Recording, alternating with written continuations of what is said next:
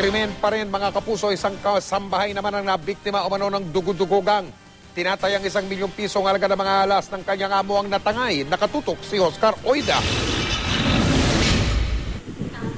Wala umunang kamalay-malay ang kasambahay na si Guillermo Paralyon na nabiktima na pala siya ng dugo-dugo.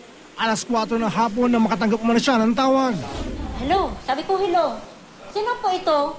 Tapos sabi, ay, taga ano to? Taga, ano ba yan? City Hall.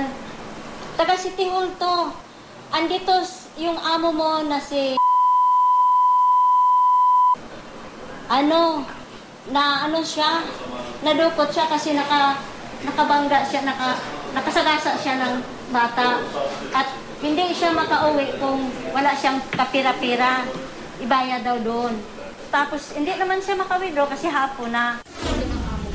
Sa pag-aakala mo niyang amo nga niya ang kausap niya sa telepono, di na umano siya nagdalawang isip pa nang utusan siya nitong distrongkahin ang cabinet nito sa kwarto at kunin ang mga alahas sa loob.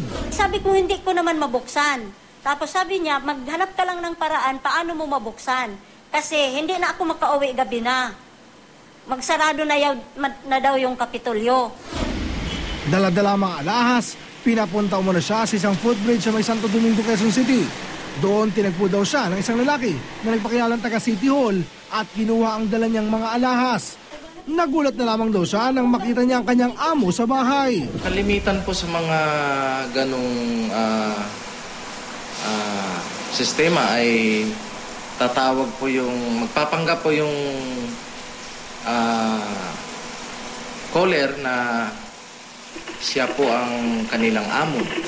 Nabangga, kailangan sirain yung lalagyan po ng alahas. Aabot sa 1 milyong piso ang halaga ng mga natangay na alahas. Sumasailalim na ngayon sa investigasyon si Paralyon para matiyak na di siya kasabwat ng mga salarin. Oscar Oida, nakatutok, 24 oras.